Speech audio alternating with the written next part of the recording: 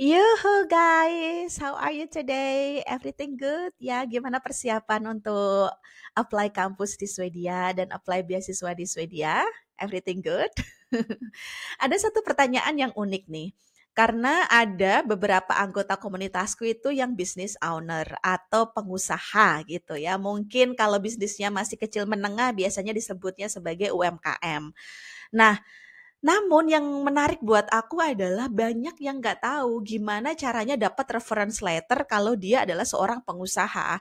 Menurutku ini kenapa terjadi kebingungan karena dia nggak tahu usaha itu sebenarnya apa gitu loh. Jadi bagi teman-teman yang masih belum tahu nggak apa-apa belajar bareng sama aku hari ini.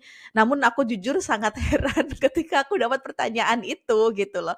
Alright, jadi gini, mindset yang pola pikir yang harus kamu punya ketika kamu merasa diri kamu pengusaha adalah pengusaha atau UMKM itu juga pekerja. Bedanya kamu kerja di perusahaan kamu sendiri gitu. Kamu nggak kerja di perusahaannya orang lain. Is that make sense? Right? Nah, sayangnya banyak pengusaha-pengusaha di Indonesia yang karena kurang ilmu tadi, dia itu nggak pernah mempunyai jabatan di tempat dia kerja, di usahanya dia sendiri. Dia menamai dirinya adalah aku owner, aku founder. Padahal owner and founder bukanlah jabatan. Paham nggak ya maksudku? Paham ya? Founder and owner itu hanyalah tentang siapa yang memulai bisnis dan tentang siapa yang modali bisnis. Tapi bukan tentang jabatannya. Jadi walaupun kamu founder or owner, kamu harus punya jabatan. Itu yang paling penting. Makanya terjadi kebingungan, aku harus minta surat rekomendasi kepada siapa. Oke, aku jelasin ya. Bisnis itu kan bentuknya bisa macam-macam ya.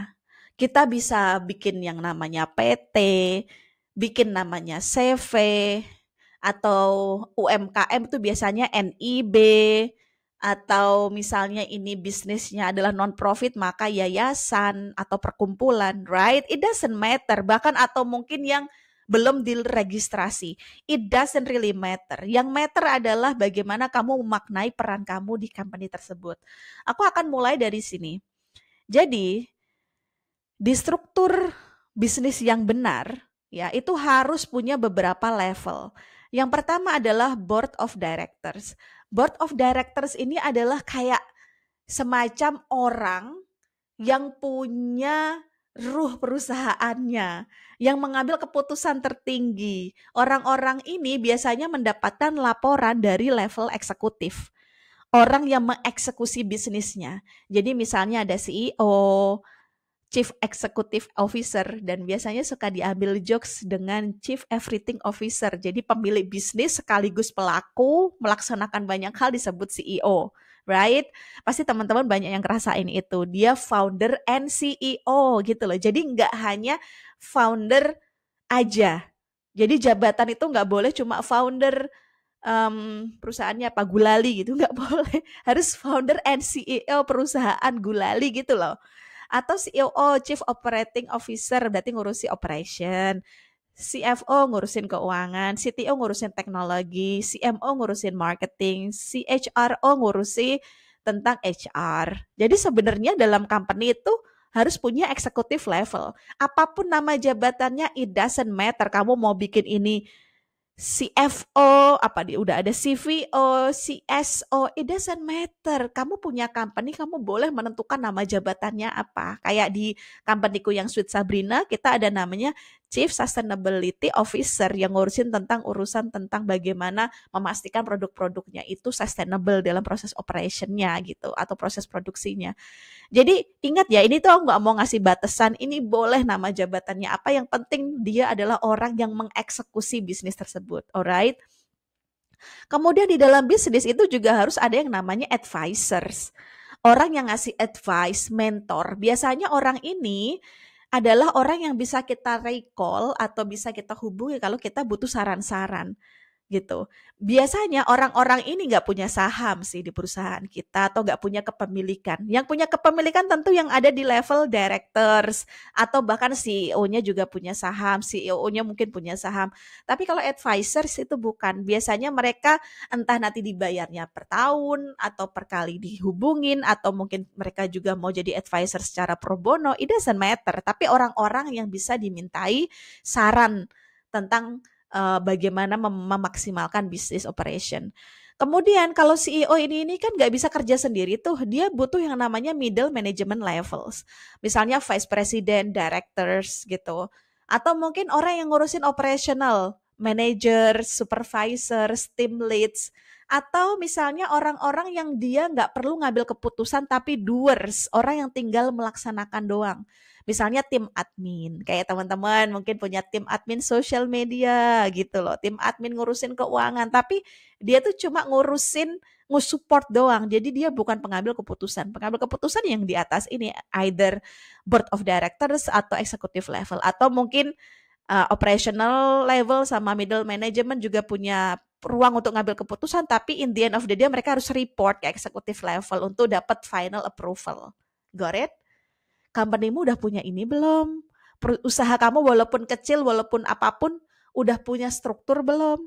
Kalau belum punya struktur, disitulah masalah utamanya terjadi. Alright? Nah sekarang, apa yang terjadi dengan para founders nih di usaha yang kecil? Ya, atau sebutannya kalau dia ada teknologinya disebut startup, atau mungkin di Indonesia kalau usahanya makanan dan lain fashion disebutnya UMKM. Nah, umumnya para founders kayak aku pribadi, aku di level eksekutif. Jadi biasanya aku jadi CEO. Ya, founder and CEO Chill Sore itu Rossi. Karena I'm the one who founded, I'm the one who funded. Jadi aku yang ngasih duit, aku juga yang memulai. Aku memberikan jabatan kepada diriku sendiri sebagai CEO gitu. Kemudian board of directors kadang juga di satu kasus misalnya perusahaannya itu memang ada uangnya ya, dia si foundernya ini nggak mau jadi CEO, nggak mau sebagai pelaksana, dia maunya ngasih duit, dia maunya di level board of directors yang dikasih report, kemudian dia mencari CEO, mencari orang yang jago gitu untuk ngerunning bisnisnya. Misalnya nih, aku punya duit 1M ya. Kemudian aku pengen punya misi bikin restoran di Indonesia, restoran seafood misalnya. Nah, karena aku tahu aku nggak punya capacity untuk jadi CEO, kalau aku yang mimpin nanti jadi amburadul, aku mending bayar CEO untuk running company-ku, untuk running restoranku. Aku bayar dia, aku kasih kontrak selama 1 tahun misalnya, nanti kalau bagus diperpanjang, habis itu dia ngerunning. Tapi ownership-nya di aku, CEO-nya tadi cuma pekerja doang. Is that make sense? Make sense ya? Kemudian advisory board, aku foundernya, tapi aku nggak mau di level board of directors karena itu ngambil keputusan dan lain-lain. Aku juga nggak mau di level eksekutif. Aku maunya advisory board aja. Jadi aku ngasih insight, ngasih masukan, tapi kepemilikannya di aku gitu. Itu juga bisa terjadi. Dan kadang satu kasus juga si business owner ini, founder ini juga dia merangkap kadang di executive level iya, dia di directors iya, di advisory boards iya. Jadi kadang dia merangkap fungsi gitu di sebuah company. That's also possible apalagi kalau foundersnya lebih dari satu gitu. Nah, semoga sampai sini mengerti ya mengenai peran kita terhadap usaha kita sendiri. Nah, kemudian reference letter kalau kita mau apply beasiswa atau apply kampus ke luar negeri atau apply berbagai macam scholarship lainnya untuk luar negeri gitu ya. Itu dari mana? Pertama, kamu bisa minta dari board of directors member di sini. Orang-orang yang kamu mintain, bukan mintain yang kamu report, kemudian dia juga yang ngambil keputusan gitu ya. Kamu harus punya, kalau misalnya kamu CEO-nya, kamu harus punya BOD. Kalau kamu nggak punya BOD, kamu reportnya ke siapa dong? Right? Jadi aku yakin kalau kamu belum punya BOD karena kamu belum tahu bisnis gitu, makanya kamu bingung. Nah kalau memang kamu gak punya BOD, kamu bisa minta ke advisor, punya ke mentor gitu ya. Tapi kalau kamu masih gak punya, mintanya ke klien reference letternya gitu. Yang perlu digarisbawahi di sini, clients di sini adalah business partner ya. Jadi bukan individual, kayak misalnya bukan customers, beda. Jadi kalau misalnya aku jualan keripik, ada satu orang beli keripikku, terus aku minta reference letter dari dia, itu bukan. Ya bukan perorangan, tapi harus company. Misalnya aku jualan keripik ya, karena aku bisa ngeproduksi 50 ton keripik dalam sebulan, aku punya clients yang dia juga perusahaan yang tukang distribusiin keripik ke seluruh Jawa Timur misalnya. Aku minta surat referensi dari dia sebagai business partner. It's not just individual level, right? Kalau misalnya nih tiga ini, aduh Kak nggak tahu nih ke siapa lagi nih, maka pilihan terakhir bisa ke professional peers atau colleagues. Jadi misalnya nanti kamu posisinya CEO, menurutku kamu bisa minta COO, CFO, CTO, dan lain-lain. Orang yang in the same level as you, yang bisa ngasih penilaian terhadap kamu.